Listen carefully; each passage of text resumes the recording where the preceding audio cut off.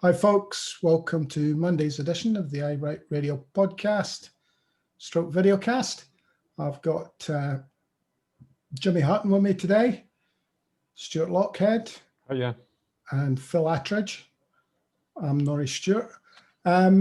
We're gonna just open up with the pandemic, with the press conference, Nicola Sturgeon's press conference, and then we'll just go round the houses and see what caught everybody's eye in the press. So we'll just head off. The pandemic press conference. Jimmy. Yeah, I thought it was rather embarrassing for the media today, given the stories that some of them have written and the stories that they clearly want to keep pushing.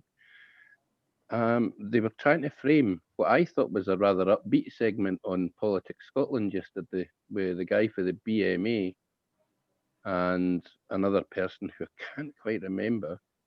But they basically took that segment and then desperately used the words patchy and bureaucratic to try and make out that vaccine delivery in Scotland is facing problems that it isn't. And they're so desperate for an SNP bad story, they're framing that in the desperate hope that nobody watched the segment, because they're making it into something that it absolutely was not. The guy for the BMA said that things are going well, and where he said it was bureaucratic, he was talking about retired people having to want to come in and help out, and they have to jump over a couple of hurdles, and that's been made clear that the hurdles, they're there for a reason, and the SNP are trying to streamline that. That's the only bad thing he had to say. He said that things were going well. So this started as a story in England and has been translated over the border. It's exactly the same thing. There's certain courses you have to have done, stuff like that.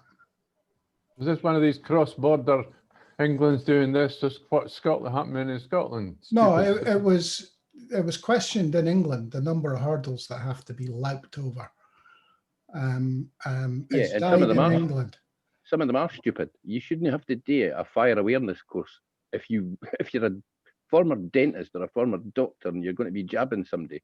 A fire awareness course, I'd imagine, should take about 10 seconds. There's the fire exits. There's the fire extinguisher. If something goes on fire, put it out or bolt. Run. Aye, but it's just, because I've got nothing else to do. Yeah. There was a lot of, but England's doing. Excuse me. Yeah. Especially this over 70s thing.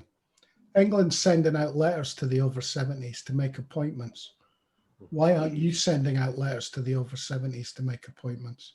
That was a tad embarrassing, given that before taking questions, she pointed out that she would be sending the letters to the over 70s would be going out next week. And people are asking her about it, and you're like, hold it. We've just about got care homes done. They're halfway through their care homes. Can we just accept that we chose to do things slightly differently here, and we do not ask or want to be judged against England's yardstick, regardless of whether English people own your newspaper or bloody broadcast. I know, but that's exactly where I would sit and say, Jimmy. I mean, what's the point trying to compare a vaccine rollout between England and Scotland? Just for a change, if you want to compare with anywhere else, it would be an English region, one that's slightly like Scotland. There's really no point. I think it showed the depth of, it showed that there are stories in Scotland they don't want to get into. So let's create something that we do want to get into. They don't want to get into the smaller numbers in Scotland. Mm-hmm. They just Absolutely want a didn't want to go there. They just want a monster Scotland. That's what they've always done. All the mainstream media are all unionists. They're all way over. It's hardly surprising that they're picking on Scotland. And the reason they're picking on them, particularly that every day, as a citizen, your leader of your country stands up and tells you what's going on. You can't have that. You can't have that. It's making them look like a bunch of tubes they are. I'm gonna put my mainstream media hat on here, boys. Available for all paid work for mainstream media outlets, by the way. No, there's been one or two good questions that got us answers that were useful. One or two. 90% of this has been headline hunting, SNP bad stuff. And I think the biggest lesson out of this is not about the Scottish government's competence or not. It's about the mainstream media's lack of seriousness. I think they've been told before they came on. Look, to start with, we've had good figures, less than 1,500. This is starting to be a pattern, 1,500 new positive cases. This is a pattern that's settling down. And so that's, we've got optimism. But also, how many journalists turned up? That's the smallest number of questions I've seen in a year. Yeah. I think they've been told, don't bother turning up and ask about the problems that the First Minister might face out beyond. She'll only answer questions about COVID. Well, she did it again today. Well, I've got a political question I can hang on a COVID hook. Yeah, I think maybe the pushback from the SNP at BBC, for the BBC One programme, they seem to be pushing back quite hard against that now. And I think that may have been a shot across the bows of all the media when they started pushing that on Saturday to say, look, this is ludicrous. It's turning into the Douglas Ross show. And frankly, the guy doesn't represent Scotland. He may be the leader of the Tories in Scotland, but he's an MP. Why is a Westminster MP getting the kind of coverage that BBC are giving him? And I think a couple of the hacks have thought, you know what, I wanted to go and ask one of Douglas Ross's attack lines this morning because a lot of them do on a Monday. And then thought, I better no log in and do that because that's going to get me a slap. And they didn't really want slapping. Well, do you know what occurred to me this morning about this whole structure of this press briefing and the separate coverage on BBC One? What the public don't get to see anymore is how outrageous the hacks are when they perform in public. They don't see that anymore. They just got, BBC, STV, and that's it. Well, I think that's been one of the, as Norrie was alluding to earlier, that's been an eye-opener for me. I actually used to respect journalists. I thought they'd done an important job and I thought they'd done it well. And then when you see them in operation, it's just headline hunting. They've got half a story written that's been given to them for somebody further up the line. And we know that for the further up the line they go, the more unionist you have to be to get up that line. So I think it's been a massive eye-opener, and that's why they've changed the coverage so we don't see just how unionist and how bad they are at their job. Well, we get to see it because we bother to watch Channel 9 or Freeview or whatever channel you're watching it on, but most of the public watch BBC One. But if you think of a word used by McConnell, these extremist unionists, I mean, what percentage of these unionists are extremists? Could you imagine, I mean, the whole thing. Sorry. There's no such thing as an extremist unionist. No.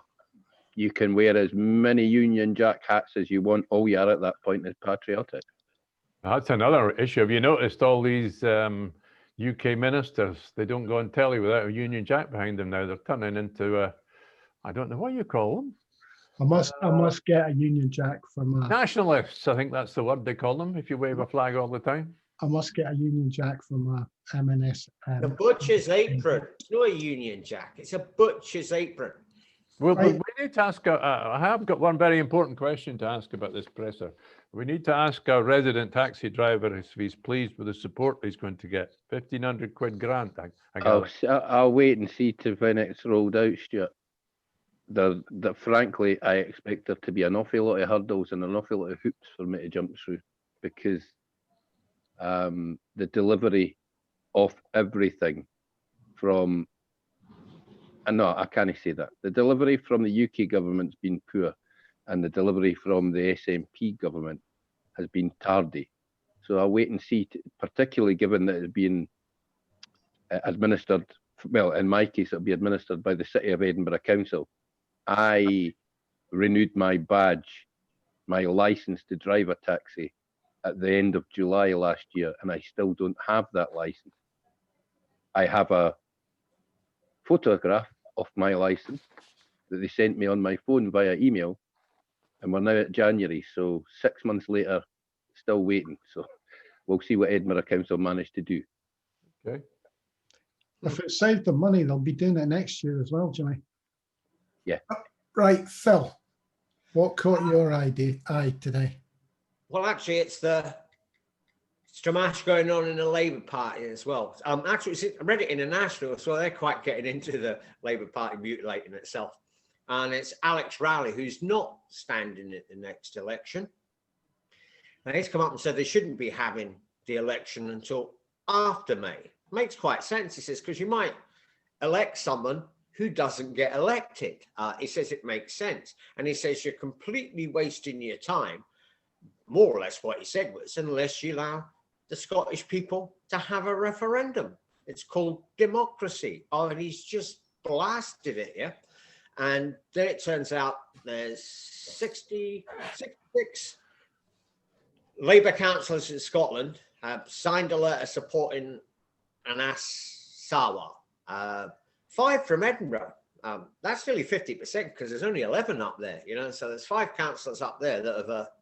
I wonder if they'll put it on their election leaflets when they're standing at the next election. You know? Are we sure there's going to be an election?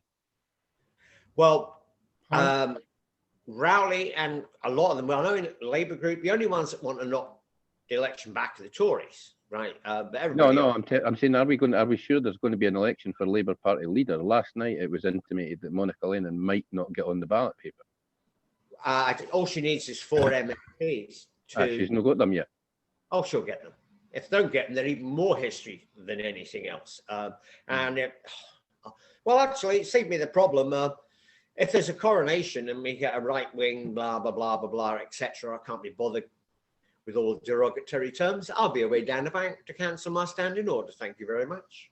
Yeah, I kind of thought that you'd find it very difficult to back a leader who's privately educated, multi-millionaire, and chooses not to pay his staff the living wage. It's kind of. Actually, I left when we had a gormless 6.5 idiot that liked standing on an iron brew crate. And making a fool of himself, you know. I left. I had a wee sabbatical then. Stuart, the Labour Party. Oh, I don't know. I thought no. I saw somebody having a go on TV about. He was asked a question. Oh, it must have been old time about his family firm and not paying the wages. But that was the last time he stood for the leadership against Richard Lennon. That would be 3 years ago. But is his family firm still not paying the living wage? Mm-hmm. Yeah, it's a pretty poor answer that he put out last time. You've got to wonder why senior figures in the Labour Party down south think that somebody that lost an election, Richard Leonard, is suddenly going to be an electoral asset. I've no idea why they think that. Do they not think the coin's flipped now that Corbyn's gone? well, I don't know. But there's also another bit. Apparently, Keir Starmer is trying to talk Gordon Brown into coming to lead a great fight back for Labour. I mean, it's a parallel universe, these people live in. Definitely. The advantage, to be honest, the advantage they would have with Gordon Brown is Gordon Brown will never face questioning from anybody he can't dominate. Oh. That's he'll stand up in some village hall full of Labour supporters and pontificate, but he'll never put himself in a position where he'll actually be attacked with questions. No, absolutely He's not. I can't see Gordon Brown demeaning himself. Don't forget his buddy Tony Blair described the Scottish Parliament as a parish council. So, I mean, I can't imagine. But Gordon Brown could never lower himself to turn. Joking, his ego's that big. They're asking for him back. Big Gordy coming back, the Messiah. Sorry, they're delusional. Well, look, Phil, he's a very naughty boy. Yeah, what I did notice on social media was the Labour Party supporters arguing about deciding on who would be better candidate, Monica Lennon or Anna Sarwar, by the opposition on social media from independentistas. This was their criteria for who would be the best leader. John Smith. And do you know who was leading that question? I think it was our friend Duncan Hothershall. Well, I mean, give Duncan his due. He does have perseverance. He does believe there's a way back for a unionist Labour Party. He's never wavered from that belief. But I don't know who Duncan speaks to. I mean, I just don't know. Because he would never, I'm saying this, I'm putting words in his mouth, but I don't believe he would ever support any leader of the Labour Party, regardless of how good he was, that agreed to a referendum. Okay. And how realistic is it to believe that Monica Lennon is actually pro-Indy, which was what the other thing that was going around on social media yesterday? Nobody said she's pro-Indy. Nobody said that, no. That's what I mean. Well, yes, some of them did on social media. No, well, social media is just a nonsense on that one. She did say on the debate, this BBC One Scotland programme, that it was up for the people of Scotland to decide whether or not there would be a second independence referendum. But so I imagine she'll row back on that in the next week or so, because there's no danger they'll let her win. There's a candidate in North Edinburgh and Leith believes in the union, but fervently believes that Scots have a democratic right. It's those people in the Labour Party, not these old fuddy-duddies that are hanging on to their big wages and looking to sit in the House of Lords with McConnell and stuff like that. They're not interested. They just want to stay there. Because don't forget, McConnell will be on, he'll be up here looking for a job when you get independence. All these people down there, all these Scottish peers will be up here looking for a job. And none of them, absolutely none of them, can have a job. If you have served in the House of Lords, that should automatically bar you from ever taking part in Scottish politics again in an independent Scotland. Because frankly, all you've done by going into the House of Lords is feathered your own nest. That should be your pension, and you should just finish up with it, regardless of how old you are. I couldn't see any evidence of support from McConnell's appearance on the telly yesterday. I mean, I don't just look at the bubble. Fair play to him. The only reason he took that was so that Sarwar and Lennon didn't have to go on telly yesterday morning. That's the only reason he took it, was so that the leadership contenders didn't have to face any questioning live on television. But he talked nonsense. We all know he talked nonsense, and he's got as much traction as a fat Jimmy Hutton trying to walk along a slidey pavement. Mind you, they might pull a rabbit out of the hat yet. Stuart, what caught your eye? Well, it's difficult not to discuss kind of in-house, you could say, in our bubble, because before the weekend, we've had Robin McAlpine's very revealing piece, which has upset the loyalist wing of the SNP, especially the left-wing side. There was a huge spat yesterday on Facebook amongst what you might call Bella Caledonia people. Also, yesterday on social media, Craig Murray, he revealed an awful lot, of course, before the weekend. He was attacked by Suzanne McLaughlin, who runs Yes Bar in Glasgow, but she used some rude language. It's not too rude, but she stood as a candidate, I believe, for the SNP, and I think she's from the woke side of the SNP, very much a loyalist. That too had a big spat last night on social media. Whereas today, from the side that I support more, we've got a thoughtful piece by Denise Findlay, who sums up her perspective, and I agree with it, of what the story of the SNP led by Nicola Sturgeon has been since 2014. And also an interesting piece by Peter A. Bell, who I know, you know what he's like. Some days he makes a lot of sense, other days he goes on and on, but he makes a lot of sense today. He was saying that this AUOB sponsored group that has been formed to bring together all the yes people that are not in the SNP, at the moment they seem to be, according to George Kerevan, they seem to be organising to lead the SNP with a camel.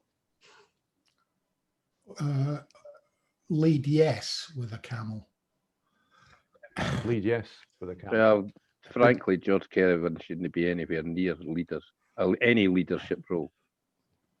And the fact that AUOB have decided to allow him to become a spokesman for their new movement doesn't bode well for it. I just keep saying it. George is old school Marxist. He wants everybody to have a vote. What we need at the moment... He wants everybody to have a vote as long as they agree with him. Well, what we don't need democracy at the moment. What we need is a wartime general. Well, that, of course, would be Alex Salmond, completely exonerated and triumphant. But that wouldn't work either. Sorry, don't dig up the dead. Sorry, what's it got to do with Alex Salmond? Oh. Well, unfortunately, he was that general that we had, wasn't he? Had being the operative word. I'm not talking about him. Yeah, I appreciate that. That's what we need. And it doesn't actually just apply to the SNP, it applies to the Yes movement as well. We need a strong leader.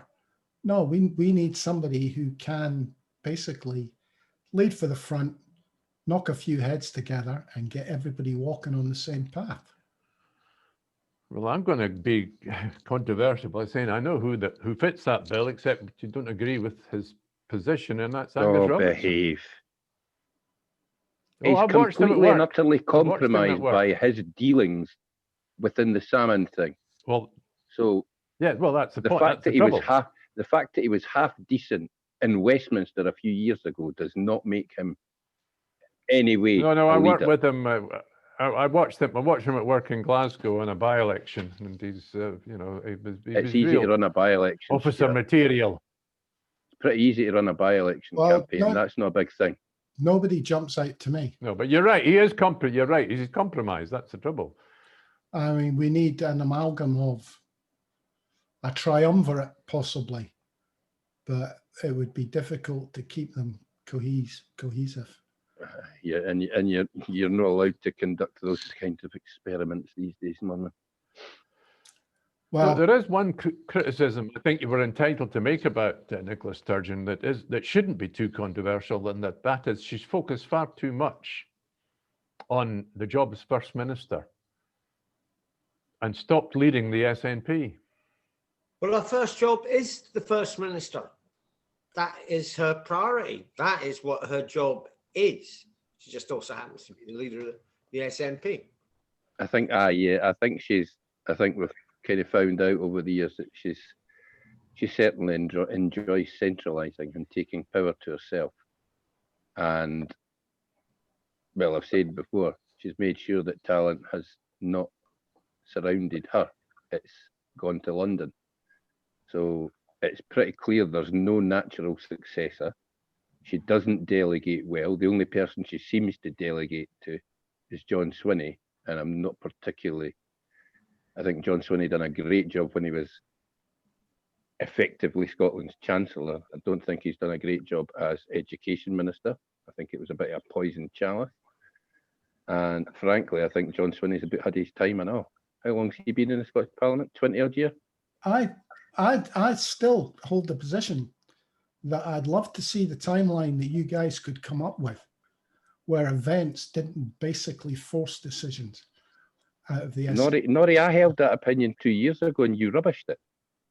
No, my position has always been the SNP has had very little wriggle room due to circumstances.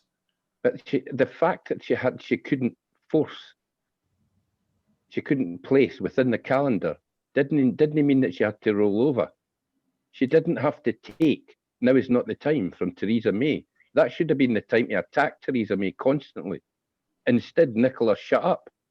Well, as I say, You know, this idea that you can react to within a week and put together a fighting force for independence. Never mind put together a fighting force. She shut everybody down. When Theresa May said now is not the time, Nicola went, okay, and we were all told to sit down and wait for when the time was. She shut okay. The only fault, and I'm serious about this, was the concentration on Brexit without independence being a strong alternative. They didn't threaten independence. It was also anti-democratic. We were trying to force England into doing something that we absolutely hate ourselves.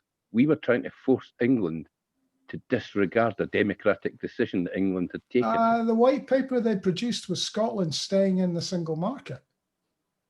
That was their argument, was Scotland staying in the single market. And then she backed away from that. She chose not to push that. And then she went to a second vote. People's on vote the crap. deal. Let England. She should have let Labour deal with the people's vote and all that nonsense. It was a non-starter for day one. Why she jumped in on that with both feet and two hands?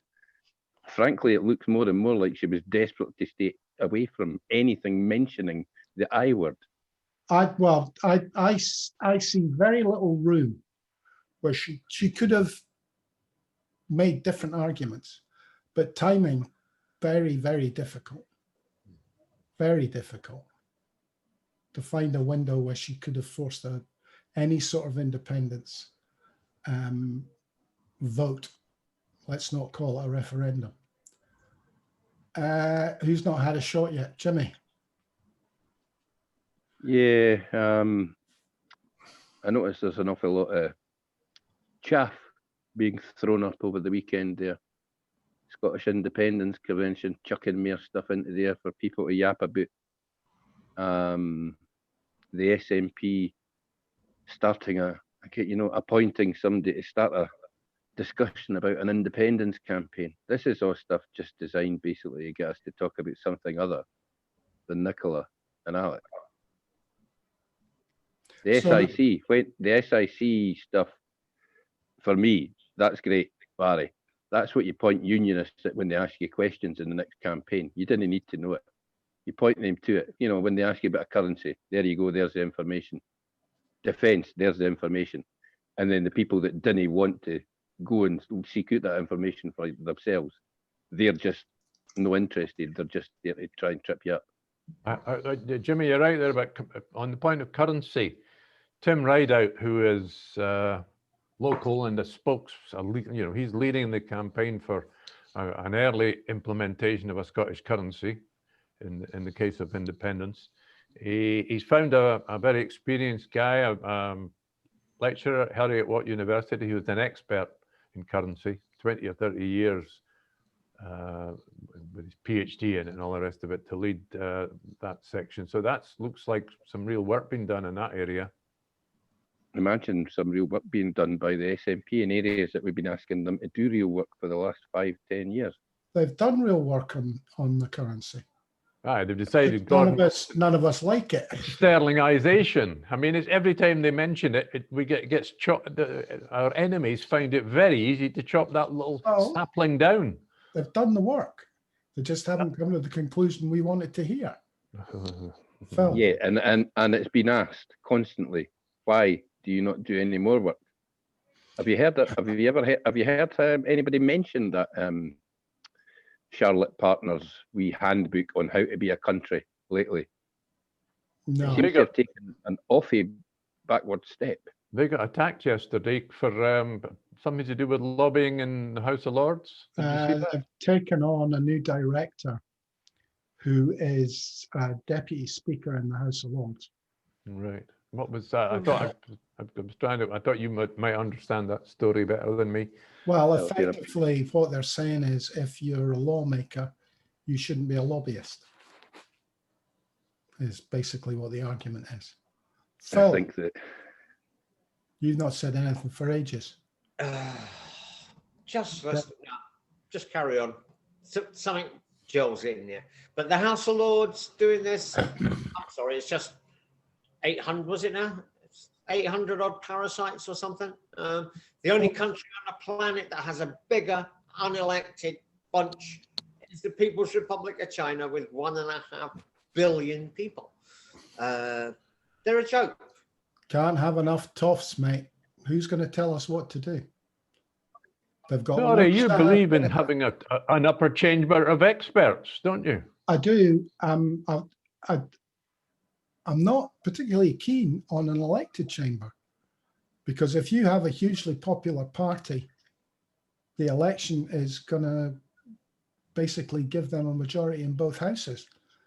And I like the idea of people who are totally independent but expert in their field. I have, for the life of me, never been able to work out a way that it wouldn't be abused, just like the House of Lords is abused. But if that way could be found, I do. I like the idea of maybe somebody sitting for 10 years.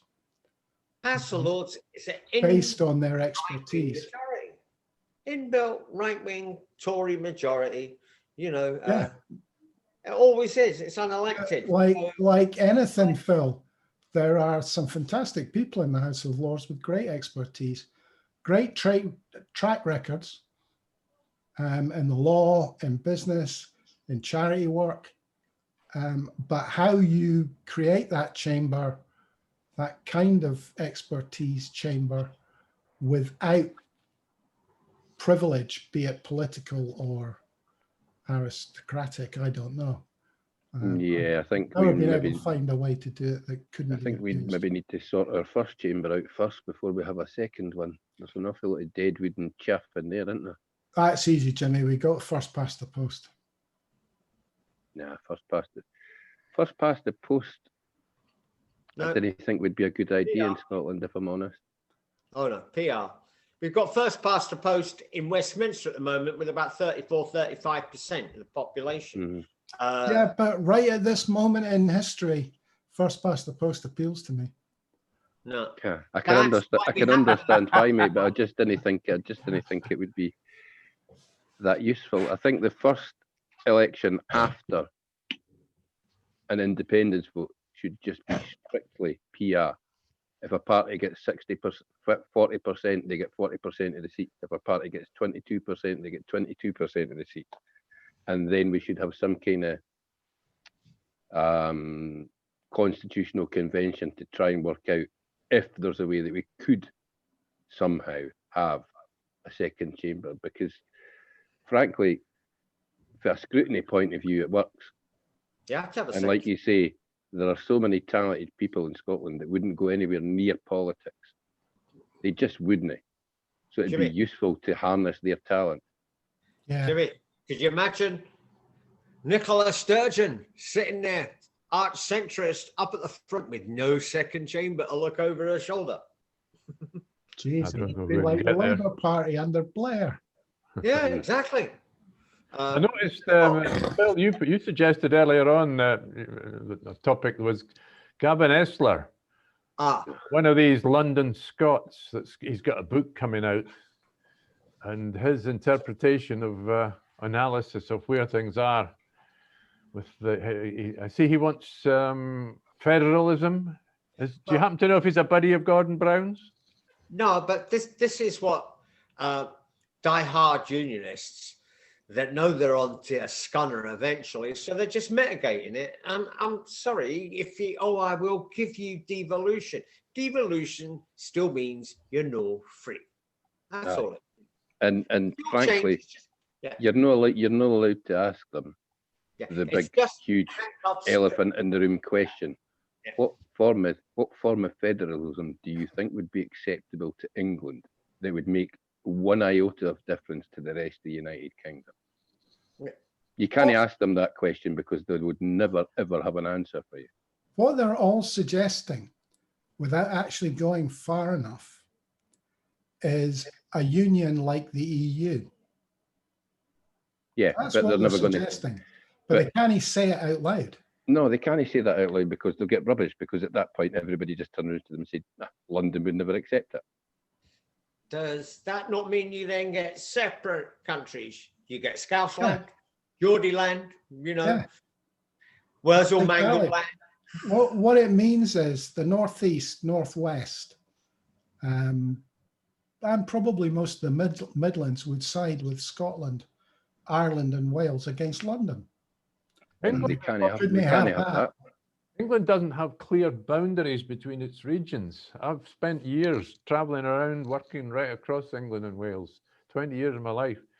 And they all merge into each other. It's nothing, whereas in Scotland, as soon as you cross the border, the Scottish accent's gone. But as you know, the West Country rolls into And that's southeast. traveling south to north. Yeah, you know, Yorkshire blends into Lancashire, into Liverpool, into even North Wales. The entirety of England's history has only ever been about power and taking power into the hands of the powerful and taking more and more. That's why London was bloody created. So these people could all have somewhere to live and look down upon the serfs that earned them money. Jimmy, you're such a radical. Well, what I'm trying to think, I'm looking for the headline out of that. Look down on the serfs. Okay, that'll do. Well, nuke London. That's the best chance of England ever having a decent history. Nuke London. Oh no! You leave London alone. It's the home counties around it. But if you're going to go one part of London, Essex, you know, Walford Square. No, lads. We're just having. Anybody catch the fishing demo? Apparently, I mean, if they can do that at the drop of a hat, why can't we, as a movement, snarl up London with lorries and things? Money. Fishermen are actually quite rich, you know. They can afford the diesel. Not now. Well, not for 3 weeks. Fishermen weeks, make 3 no weeks. bad money. I've never met a poor one. But as I say, apparently there's fishing lorries driving around London, stinking the place up. Well, Excellent. I hope they dump some stock about the gates of Downing Street and what have you. Well, the guy I heard interviewed basically said, yeah, most fishermen voted for Brexit, but we didn't want this. So basically, we were lied to, but I'm not going to say that on TV. No, they're just stupid. They were stupid. They were. I don't think that's fair. You know, some of the lorries were lettered up, you know, complaining about the government, and They were warned. I didn't take the attitude that some do hell mend them, but they were warned, and they believed that 2-word phrase, Project Fear. They believed that people couldn't possibly be right, that the Tories were going to shit on them, because the Tories made them all kinds of promises, and they believed people like Michael Gove. So perhaps the salt air is great for your skin, but it's no good for what's between your lugs. Jimmy, again, I mean, fishermen always look like a rough and ready crowd. They're smart businessmen. They take serious risks, they've got courage, and they work bloody hard. And they make good money when it goes right for them. But they can also lose their livelihood in the snap of a finger. Lord, admiration for these guys. These genuinely are the last of the Buccaneers, you know. Yeah, but I don't believe that they didn't think about this. I Obviously not hard enough. Well, I didn't get it. I think the kind of independent streak that seems to run through these guys was, you know, part of the appeal of Brexit. I think maybe that overshadowed the idea that you need a time vet to sign off your load, and there aren't any. There were a lot of guys in 1914 to 1918 that were courageous and strong and wonderful men, but their leaders were clowns, led by donkeys. And that's exactly what happened there. They put their trust in people like Nigel Farage and Michael Gove. And Nigel Farage and Michael Gove are only ever out in life to better themselves. They don't give a flying fuck for anybody other than themselves. I think the fishermen are just the start, Norrie. I think the farmers are going to be next. I think they're going to shaft them and all. I don't think it'll be quite as bad, but it's going to be fairly bad for them. Actually, the I think- Americans can then take over the farms, and then we It'll can. be interesting to see just how much of this year's lambs, this year's spring lambs, get sold into the EU. Because I think we could have a glut of lamb in this country, and we're all going to be eating lobster and lamb till about bloody August. Funny enough, I just bought a nice half shoulder. Was it British lamb? No, Scottish. Oh, But Good answer, Philip. the figures, the figures for the fishermen, like I says, you know, they thought and they're intelligent and all that, but seafood, straight, top price, straight to the continent. As much herring, which jumps out of the water as you can flog to the Europeans and all the rest of it. And now they actually get to fish less of the sea as we're out of the EU. And all the fish we like, we have to get from Europe. And guess what? We're going to have to pay even more for it. Sorry. If you want the cod, the English like their cod and chips. There ain't a lot of cod in the English Channel. It's just that Brit numptiness, you know what I mean? Well, by the way, that argument about this debate we had the other day about ferries and that, apparently it is slightly less distance from the Firth of Forth to Boulogne or Dunkirk, wherever these ferries go to, than it is from the south of Ireland. Phil, remember you were saying it was going to take too long. The Dover crossing, sorry, Stuart, the Dover crossing's an hour and a half. The crossing from Ireland to France is 18.5 hours.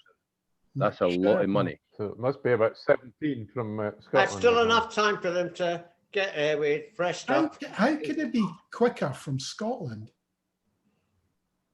to France than it is from Dublin to France? They don't, the fish, Because the boat if for it was just Dublin's got going to go Britain- round the arse end of England, Norrie. Aye. And no, if it was just going to Cherbourg, that would be fine, or Brittany, but it's got to get itself over to Boulogne for the fish market, which is near Calais, Dunkirk.